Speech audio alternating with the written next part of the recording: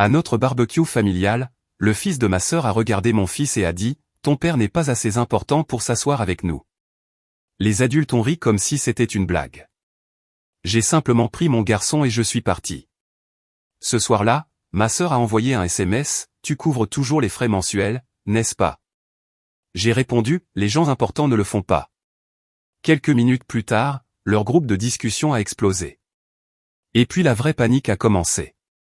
Je m'appelle Connor. J'ai 33 ans, je suis ingénieur en structure, et depuis 6 ans, je soutiens un bâtiment que personne d'autre ne sait sur le point de s'effondrer.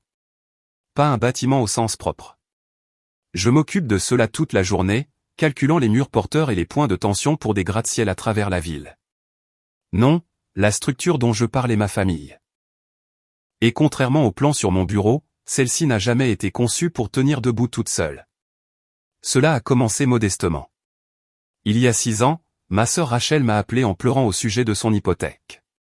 Son mari venait de perdre son emploi et ils avaient 2 mois de retard. Elle n'a pas demandé directement. Elle ne le fait jamais. Elle a juste dépeint la situation, a laissé le silence s'installer et a attendu que je le comble. J'ai viré $3000 le après-midi même. Un mois plus tard, c'était mon beau-frère qui avait besoin d'aide pour un acompte. Puis mes parents mentionnant que leur taxe foncière était due. Et ne serait-ce pas bien si nous cotisions tous comme un investissement familial? J'ai été le seul à cotiser, mais je n'ai rien dit. Ce n'est pas ce qu'on fait quand on est celui sur qui on peut compter. Au fil des ans, les demandes sont devenues des rythmes. Des paiements automatiques. J'ai configuré et oublié des comptes partagés que je finançais seul. J'ai co-signé des prêts qui sont devenus ma responsabilité quand le nom de l'autre personne a discrètement disparu des documents. Je n'ai jamais compté les points. Je me disais que c'est ce que fait une famille. On répond présent. On aide. On ne fait pas en sorte que les gens se sentent petits parce qu'ils ont besoin de soutien. Mais quelque part en chemin, j'ai cessé d'être Connor, le frère, le fils, le gars qui aime la randonnée et les vieux disques de jazz. Je suis devenu Connor, le gars qui paie pour les choses. Celui qu'ils appelaient quand la voiture tombait en panne, quand la clim lâchait en juillet, quand les petites urgences devenaient mes rendez-vous permanents. Ma femme Emma demandait souvent pourquoi je ne résistais jamais. Ils me rembourseront un jour, disais-je. Elle a arrêté de demander après la 3e année. J'ai un fils maintenant. Il s'appelle Miles. Il a 7 ans. Calme comme je l'étais enfant. Le genre de garçon qui remarque tout mais ne sait pas toujours comment le dire. Il adore construire des choses de ses mains, surtout des Legos. Mais parfois, il s'assoit avec moi à ma table de dessin et me demande sur quoi je travaille. Le mois dernier, il m'a demandé pourquoi nous n'allions jamais en vacances comme la famille de tante Rachel. Je ne savais pas comment lui dire que la famille de tante Rachel part en vacances parce que je paie une partie de leur hypothèque, de leur location de voiture et les frais de l'association des propriétaires pour la maison au bord du lac qu'ils utilisent chaque été. Au lieu de cela, j'ai dit, on planifiera quelque chose bientôt, mon grand. Il a juste hoché la tête et est retourné à ses Legos. Ce moment m'est resté. Pas parce qu'il était dramatique, mais parce qu'il était silencieux. Le genre de silence qui vous surprend quand vous êtes trop occupé à être utile pour remarquer que vous disparaissez. Mes parents vivent toujours dans la maison que j'ai aidé à refinancer il y a 4 ans.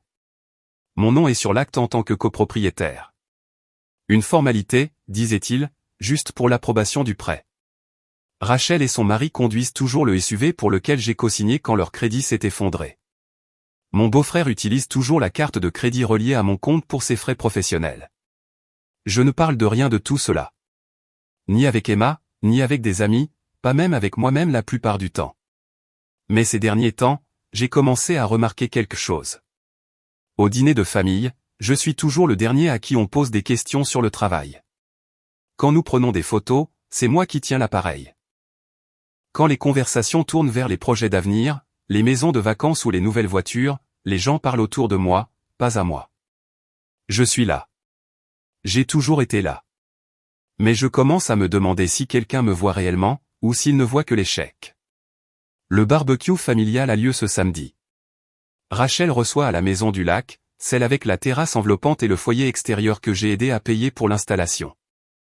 Emma a demandé si nous devions apporter quelque chose. J'ai dit que je prendrais les boissons parce que c'est ce que je fais. Je réponds présent. La glacière pleine de boissons pesait lourd dans mes mains alors que je poussais le portail arrière de Rachel avec ma hanche. La maison du lac ressemblait exactement aux photos de l'agence immobilière d'il y a 4 ans. Celle que j'avais étudiée avant de virer la compte que Rachel ne pouvait pas couvrir, revêtement blanc, volets gris ardoise, et cette terrasse coûteuse où tout le monde était déjà réuni. Miles me suivait de près, portant un sac de chips qu'Emma avait insisté pour apporter, même si Rachel avait dit de ne pas s'en soucier. Oncle Connor. Brie, la plus jeune de Rachel, a salué depuis la terrasse. Elle avait 12 ans maintenant, tout en appareil dentaire et en assurance. On a déjà commencé à manger. Il reste encore quelques burgers, je crois. J'ai posé la glacière près du grill et j'ai parcouru la foule du regard. Mes parents étaient assis dans les fauteuils de salon rembourrés que j'avais vus sur le relevé de carte de crédit de Rachel au printemps dernier. Mon beau-frère Derek s'occupait du grill, portant un tablier avec l'inscription « Un grill sergent » sur la poitrine.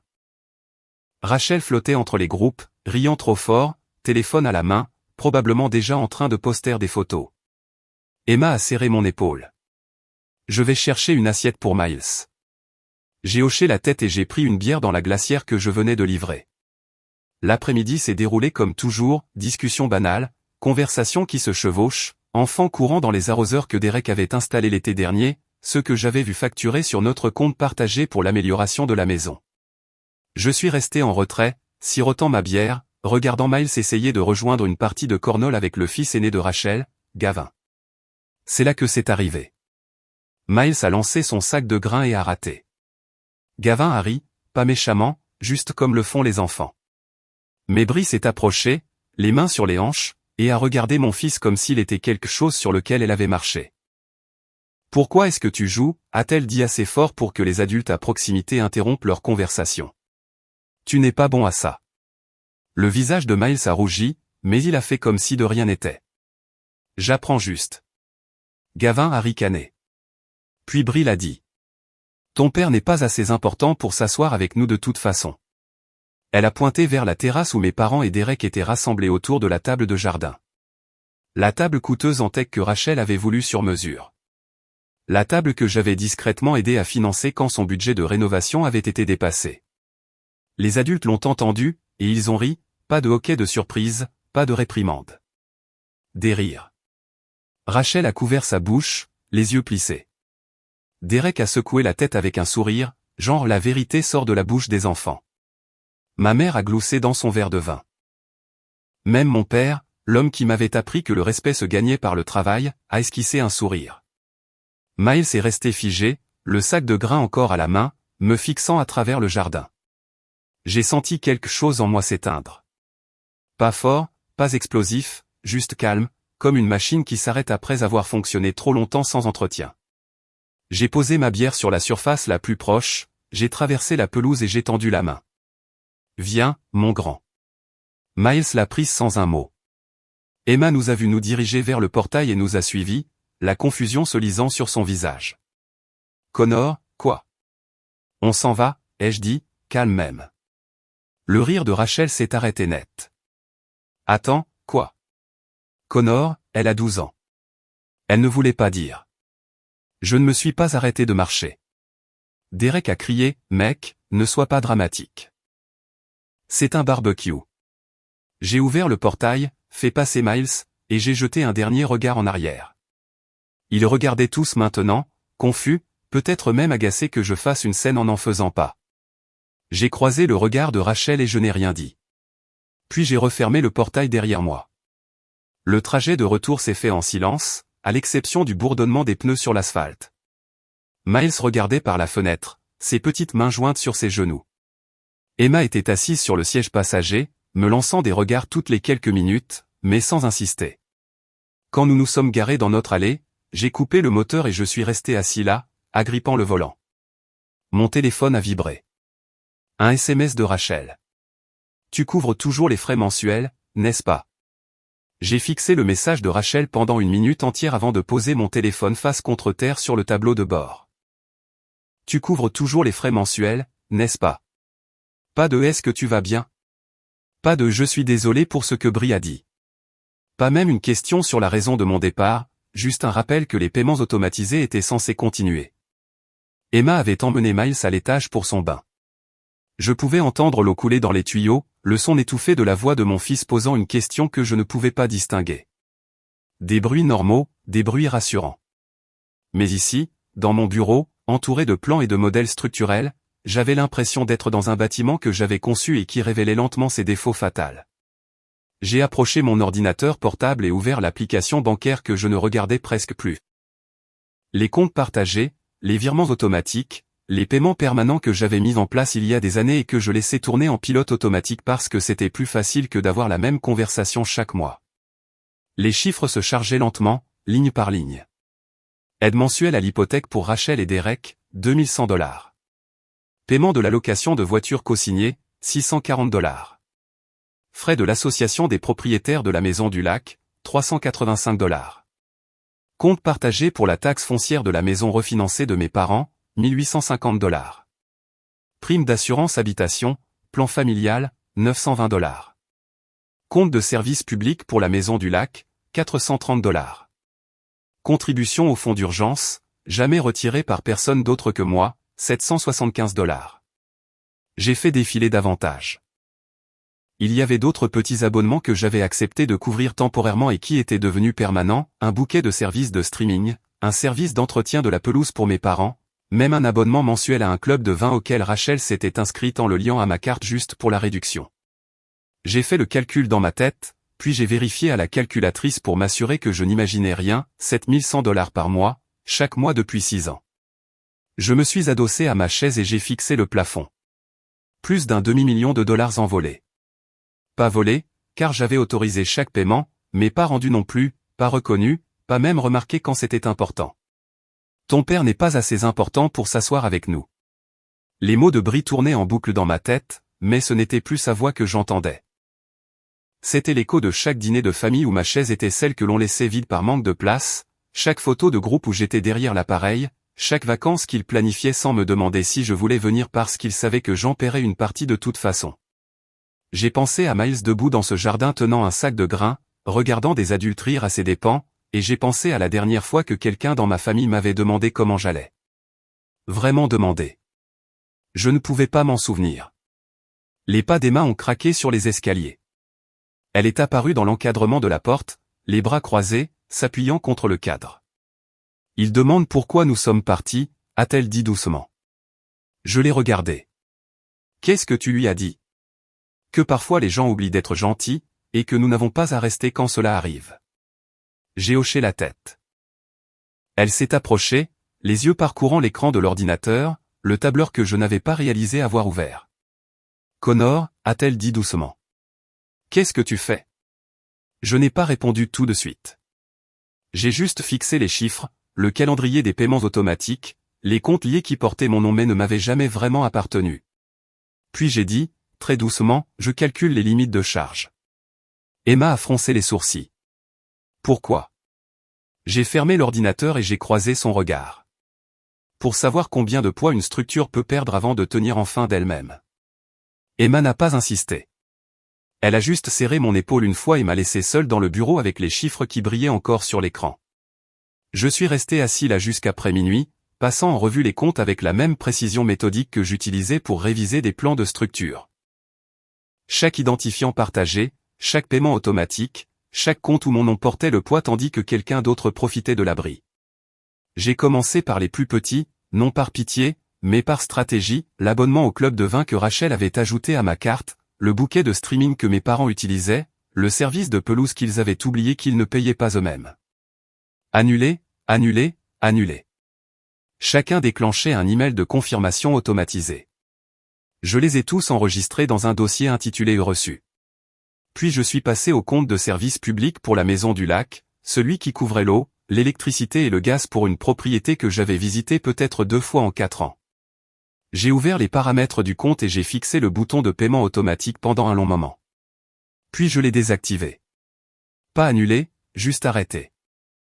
Qu'ils reçoivent la première facture à leur propre nom et voient ce qu'il en coûte réellement de faire fonctionner une maison de 4 chambres au bord du lac. À 1h du matin, j'avais déconnecté 9 paiements automatiques. Des petits pour la plupart, le genre qu'ils ne remarqueraient pas immédiatement, mais ils finiraient par s'en apercevoir. Le lendemain matin, J'ai conduit Miles à l'école et je suis revenu trouver Emma dans la cuisine versant du café avec cet air qu'elle prend lorsqu'elle essaie de décider si elle doit poser une question. « Tu as dormi ?» a-t-elle demandé. « Un peu. » Elle a versé une tasse et l'a posée devant moi. « Tu veux parler de ce que tu fais ?» J'ai secoué la tête. « Pas encore. » Elle m'a étudié un instant, puis a hoché la tête. « D'accord, mais quand tu seras prêt, je suis là. » J'ai bu une gorgée de café et j'ai fixé mon téléphone. 3 SMS de Rachel. « Et, tu as vu mon message d'hier soir ? Connor, le paiement de l'association des propriétaires n'est pas passé. Peux-tu vérifier ton compte ? Aussi, le service de pelouse a appelé, ils disent que la carte a été refusée. Qu'est-ce qui se passe ? J'ai tapé 2 mots en réponse, problème technique. Sa réponse est arrivée en quelques secondes. Peux-tu régler ça aujourd'hui ? Il menace d'arrêter le service. J'ai posé le téléphone et je suis retourné à mon ordinateur. La location de voiture était la suivante, celle pour laquelle j'avais co-signé pour Derek il y a 3 ans quand son score de crédit s'était effondré après de mauvais investissements. Je me suis connecté au portail du prêteur et j'ai trouvé les détails du compte. Mon nom figurait comme titulaire principal. Le sien était enfoui dans les petits caractères comme conducteur autorisé. J'ai cliqué sur la gestion du compte et j'ai soumis une demande pour me retirer en tant que co-signataire. Cela nécessitait une vérification de crédit de la partie restante et une preuve de revenus. Les revenus de Derek ne seraient pas suffisants à eux seuls. La demande a été soumise avec succès. Délai de traitement, 7 à 10 jours ouvrables. J'ai pris une note dans mon tableur et je suis passé à autre chose. À midi, j'avais gelé les contributions au fonds d'urgence, suspendu les paiements d'aide à l'hypothèque et envoyé des avis officiels à la compagnie d'assurance et à l'association des propriétaires demandant le retrait de mon autorisation sur les comptes partagés. Chaque action laissait une trace écrite. Chaque changement envoyait une notification, et c'est alors que mon téléphone a commencé à sonner. Rachel d'abord. Je n'ai pas répondu, puis Derek. Messagerie vocale, puis ma mère. Je l'ai laissé tomber sur la messagerie aussi. Je me suis adossé et j'ai écouté le silence de ma maison, le ronronnement du réfrigérateur, le son lointain d'une tondeuse à gazon dehors. Pour la première fois en 6 ans, je ne soutenais rien. Je regardais simplement pour voir ce qui allait s'écrouler. Les appels n'ont pas cessé. Mercredi après-midi, mon téléphone avait enregistré 43 appels manqués. Les messages vocaux s'accumulaient comme du courrier non lu. Les SMS inondaient le groupe de discussion familiale, chacun plus urgent que le précédent. Rachel, Connor, appelle-moi. Le paiement de l'hypothèque a été rejeté. Derek, mec, qu'est-ce qui se passe avec l'histoire de la voiture ? J'ai reçu une lettre de la banque. Maman, mon chéri, je pense qu'il y a eu une erreur avec le compte de la taxe foncière. Papa, Connor, nous devons parler. Ce n'est pas drôle. Je les ai tous lus. Je n'ai simplement pas répondu. Emma m'observait depuis le seuil de la cuisine, tasse de café à la main, attendant de voir si j'allais finir par craquer. Je n'ai pas craqué. Pas avant jeudi soir quand Rachel s'est présentée à ma porte d'entrée. Je l'ai vue par la fenêtre avant qu'elle ne frappe. Elle était seule, portant ses vêtements de yoga et de grosses lunettes de soleil, le genre qu'elle portait quand elle ne voulait pas que les gens voient qu'elle avait pleuré. Emma m'a jeté un regard. « Tu veux que j'aille ouvrir ?» J'ai secoué la tête et j'ai ouvert la porte moi-même. Rachel a retiré ses lunettes de soleil. Ses yeux étaient rouges, mais sa mâchoire était contractée. « Nous devons parler. »« D'accord, » ai-je dit, sans bouger du seuil. Elle a cligné des yeux, s'attendant manifestement à ce que je l'invite à entrer. Voyant que je ne le faisais pas, elle a piétiné sur place. « Je peux entrer ? Je préférerais que tu ne le fasses pas. » Son visage s'est crispé. « Connor, qu'est-ce qui se passe ? Tu as coupé la moitié de nos comptes. Derek ne peut pas payer la voiture. L'association des propriétaires envoie des mises en demeure. Maman m'a appelé en pleurant parce que l'assurance a expiré. Je me suis appuyé contre le cadre de la porte, les bras croisés. Et alors ? Elle m'a regardé comme si je venais de parler une autre langue. Et alors, tu dois réparer ça. Quel que soit le problème technique que tu as, tu dois le régler maintenant. Il n'y a pas de problème technique, ai-je dit calmement. Silence. La bouche de Rachel s'est légèrement ouverte, puis refermée. De quoi parles-tu ? Je les ai annulés. Tous. Ses yeux se sont écarquillés. Tu. Quoi? Pourquoi ferais-tu ça? Parce que je ne suis pas assez important. Elle a tressailli comme si je l'avais giflé. C'est de ça qu'il s'agit? Brie a dit quelque chose de stupide, et maintenant tu punis toute la famille. Non, ai-je dit d'une voix ferme et froide. Brie a dit quelque chose de vrai. Et vous avez tous ri. Rachel a levé les bras au ciel. Elle a 12 ans, Connor. Elle ne comprend pas. Elle comprend exactement ce que tu lui as appris, ai-je coupé. Que je suis le gars qui paie pour les choses mais qui n'a pas de place à la table. Que je suis utile mais pas important. Tu m'as envoyé un SMS ce soir-là, ai-je continué, sans élever la voix, sans la laisser m'interrompre, pas pour t'excuser, pas pour prendre des nouvelles de Miles. Tu as demandé si je couvrais toujours les frais mensuels. Le visage de Rachel a rougi. Parce que nous dépendons de toi. Exactement. Le mot est resté suspendu dans l'air entre nous. Elle a secoué la tête, sa frustration éclatant enfin. Et alors? Tu vas juste arrêter? Tu vas nous laisser tout perdre à cause d'un mauvais après-midi? Un mauvais après-midi? J'ai ri, d'un rire bref et amer. Rachel, j'ai financé ta vie pendant 6 ans. J'ai payé ton hypothèque, tes voitures, ton assurance, tes vacances. Je n'ai jamais demandé de merci. Je n'ai jamais demandé à être remboursé, mais je pensais qu'à travers tout cela, tu me voyais comme plus qu'un compte bancaire. Sa voix a tremblé, nous te voyons vraiment. Non, ai-je dit fermement. Ce n'est pas vrai. Vous voyez ce que je fournis. Et à la seconde où j'ai arrêté de le fournir, tu as débarqué ici, non pas parce que je te manquais, mais parce que tu as besoin que je remette l'argent en marche. Rachel a ouvert la bouche, puis l'a refermée. Je me suis redressé et j'ai croisé son regard. J'ai fini, Rachel. J'ai fini d'être le plan de secours, le fonds d'urgence, l'investisseur silencieux. Tu veux la maison, la voiture, le train de vie?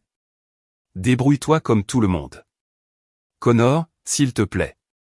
Je pense que tu devrais partir maintenant. Son visage s'est décomposé.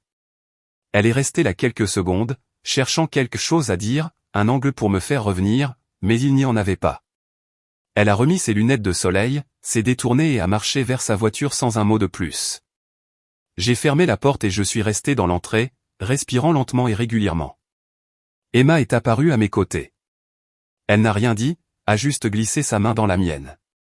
Et pour la première fois depuis des années, je ne me suis pas senti coupable. Après le départ de Rachel, je n'ai pas sombré dans le soulagement ou le doute. Je suis retourné directement dans mon bureau et j'ai ouvert un nouveau dossier sur mon bureau. Je l'ai nommé « Historique financier, comptes familiaux 2019 à 2025 ». Puis j'ai commencé à monter le dossier. Non pas pour un procès, non pas pour une vengeance, mais pour me protéger.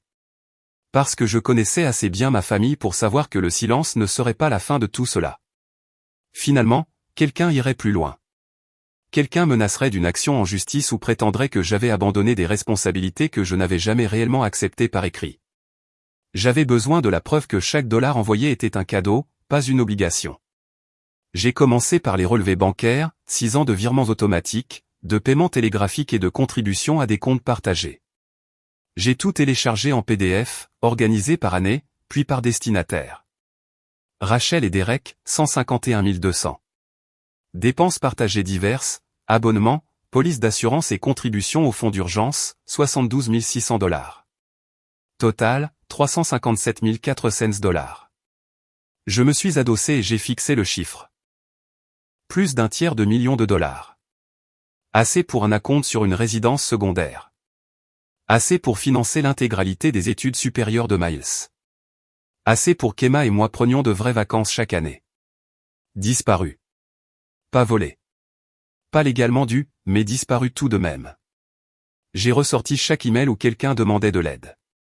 J'ai cherché des mots-clés, cours ce mois-ci, juste jusqu'à, peux-tu couvrir, urgence, temporaire.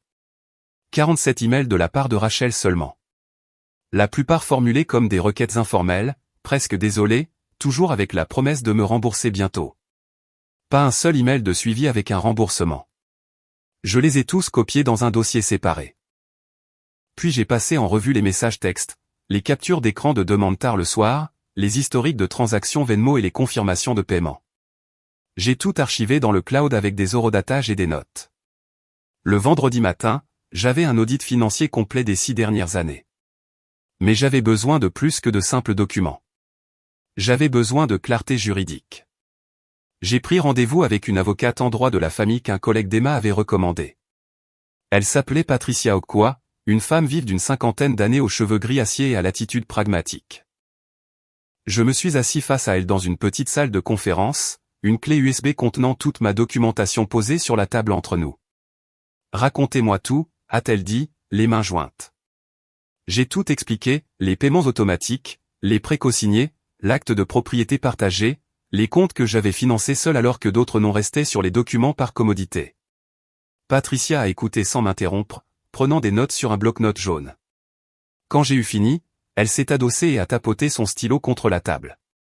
Avez-vous des accords écrits, des contrats, des billets à ordre, n'importe quoi qui précise les conditions de remboursement? Non, ai-je dit.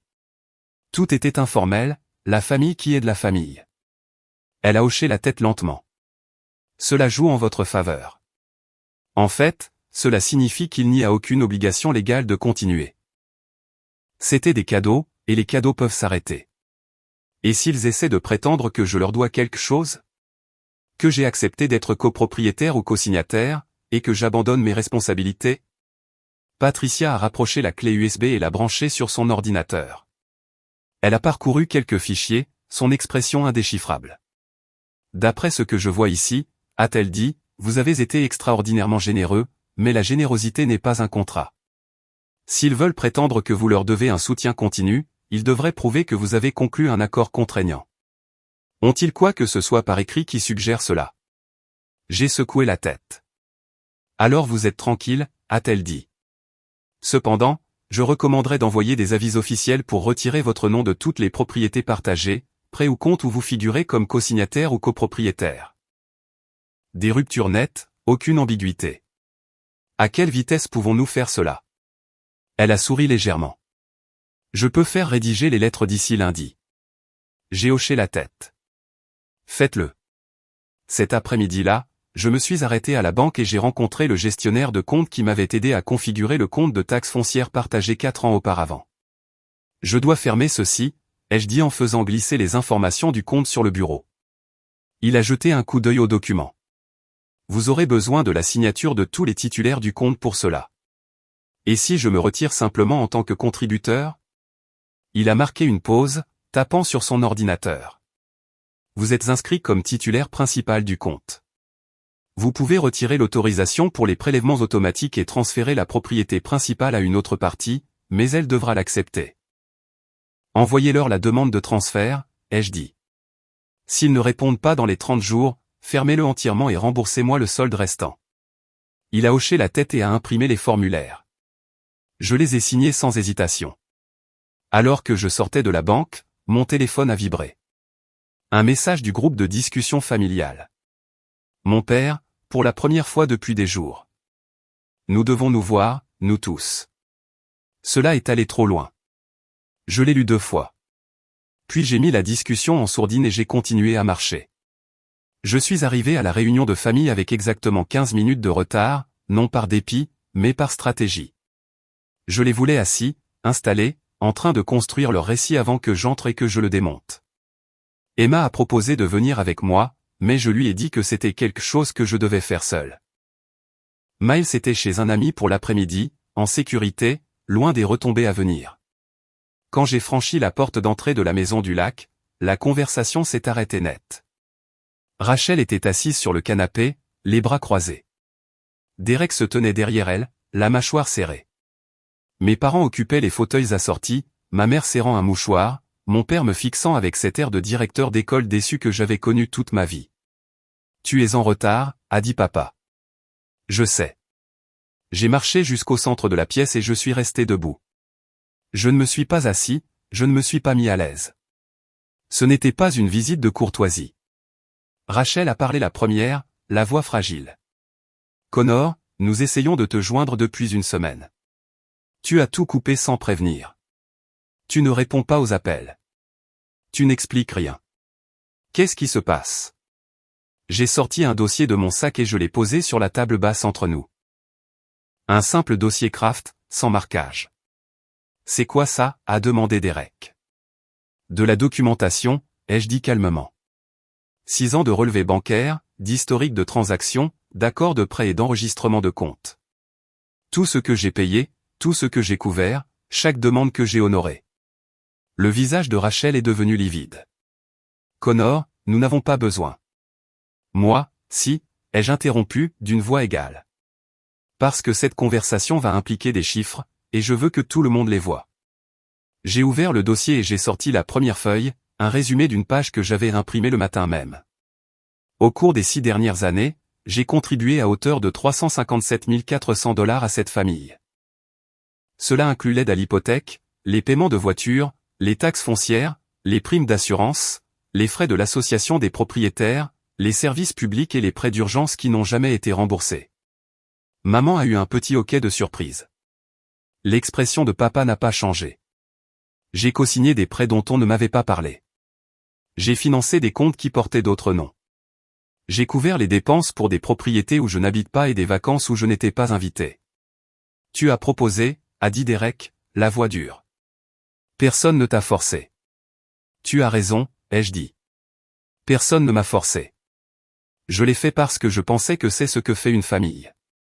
Je pensais que si je continuais à être présent, à aider, je finirais par être plus que le simple gars qui signe des chèques. La voix de Rachel s'est brisée. Tu es plus que ça. Alors pourquoi ta fille a-t-elle dit à mon fils qu'il n'était pas assez important pour s'asseoir avec vous? Le silence est tombé comme une pierre. Rachel a détourné le regard. Maman a pressé le mouchoir sur ses yeux. Papa a bougé sur sa chaise mais n'a rien dit. J'ai sorti un autre document du dossier. Ceci est un avis officiel de mon avocate.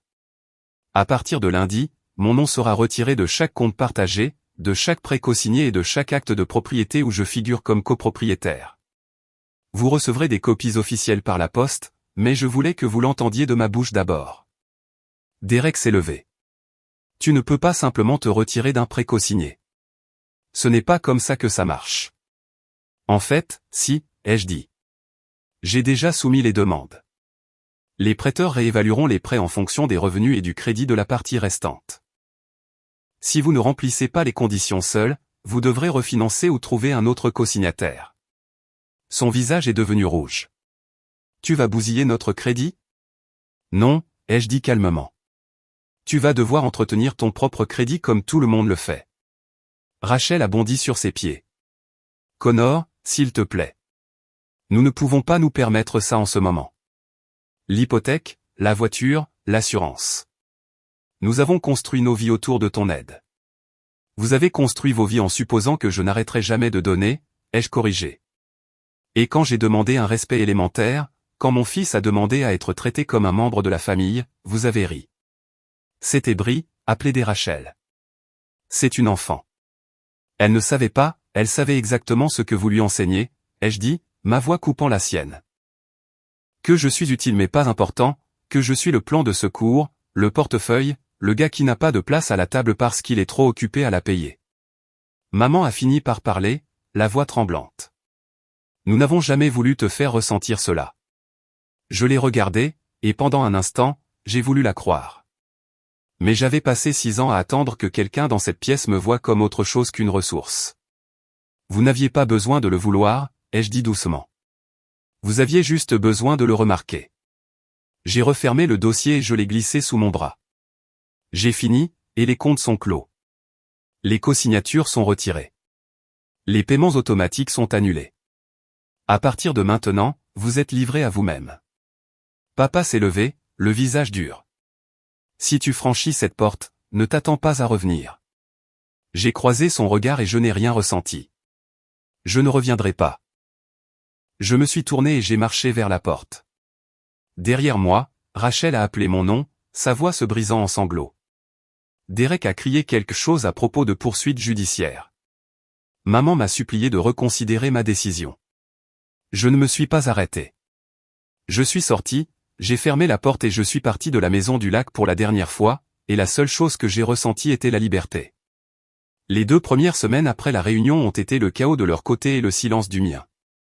Rachel a appelé 47 fois. Je le sais parce que j'ai vérifié le journal des appels bloqués une fois par curiosité, pas par culpabilité. Derek a envoyé des emails avec des objets comme « conséquences juridiques » et « tu nous dois une explication ». Je les ai supprimés sans lire au-delà de l'aperçu. Mes parents ont essayé une approche différente.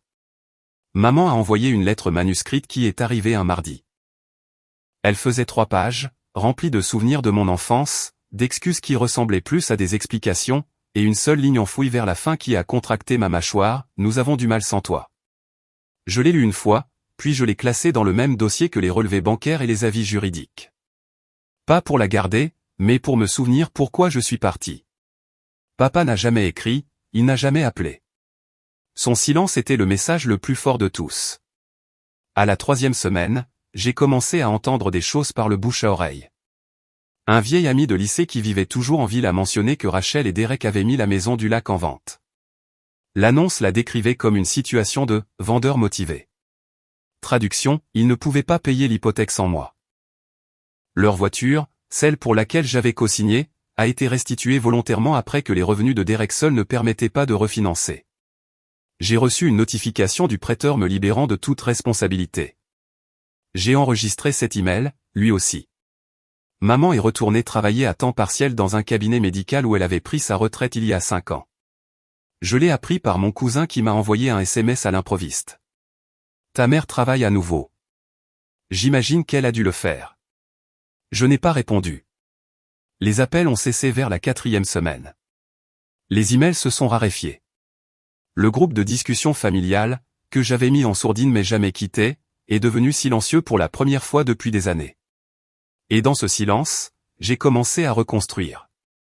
Emma et moi avons emmené Miles sur la côte pour un week-end. Juste nous 3. Aucune obligation, aucune culpabilité, sans vérifier mon téléphone toutes les 10 minutes pour voir qui avait besoin de quoi. Nous avons construit des châteaux de sable. Nous avons mangé des fruits de mer trop chers. Miles a demandé si nous pouvions revenir le mois prochain, et j'ai dit oui sans même penser au coup. J'ai commencé à mieux dormir. Le nœud dans ma poitrine qui vivait là depuis 6 ans, celui dont je ne connaissais même pas l'existence avant qu'il disparaisse, s'est enfin dénoué. J'ai arrêté de vérifier mon compte bancaire de manière obsessionnelle, j'ai arrêté de calculer combien je pouvais me permettre de donner car, pour la première fois de ma vie d'adulte, mon argent était à moi. Un soir de la fin du printemps, j'étais assis sur le porche avec Emma, regardant le coucher de soleil virer au violet profond quand mon téléphone a vibré. C'était un SMS de Rachel, le premier en plus de 2 mois. Je sais que tu ne répondras probablement pas, mais je voulais que tu saches que nous avons vendu la maison du lac. Nous emménageons dans quelque chose de plus petit. Derek a 2 emplois maintenant. Je suis désolé pour la façon dont les choses se sont terminées. Je suis désolé de ne pas avoir vu ce que nous te faisions subir. Je n'attends pas de pardon. Je voulais juste que tu le saches. Je l'ai lu 2 fois. Puis j'ai posé le téléphone et j'ai regardé Emma. Qu'est-ce que tu vas répondre, a-t-elle demandé doucement. J'y ai réfléchi longtemps. J'ai pensé à toutes ces années de travail invisible, à toutes les fois où j'avais ravalé ma blessure pour maintenir la paix, à tous les moments où j'avais été traité comme un chéquier au lieu d'un frère. Puis j'ai repris le téléphone et j'ai tapé une phrase. J'espère que vous retrouverez votre équilibre. J'ai cliqué sur envoyer. Puis j'ai éteint mon téléphone, je me suis adossé à ma chaise et j'ai respiré l'air du soir. Emma a tendu la main et a pris la mienne. Comment te sens-tu, a-t-elle demandé. J'y ai réfléchi. J'y ai vraiment réfléchi. Léger, ai-je dit finalement. Je me sens léger. 6 mois plus tard, Miles a demandé si nous allions chez grand-mère et grand-père pour Noël. Je lui ai dit que nous commencions nos propres traditions cette année. Juste nous. Il a souri, a hoché la tête et s'est remis à construire son set Lego. Et j'ai réalisé quelque chose que j'avais été trop fatigué pour voir auparavant. La famille, ce ne sont pas les personnes avec qui l'on est né. Ce sont ceux qui répondent présents quand cela ne leur profite pas. Ce sont ceux qui vous estiment quand vous n'êtes pas utile.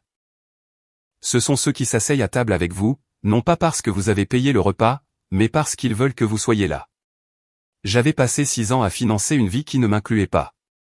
Maintenant, j'en construisais enfin une qui le faisait. Et je ne regardais pas en arrière.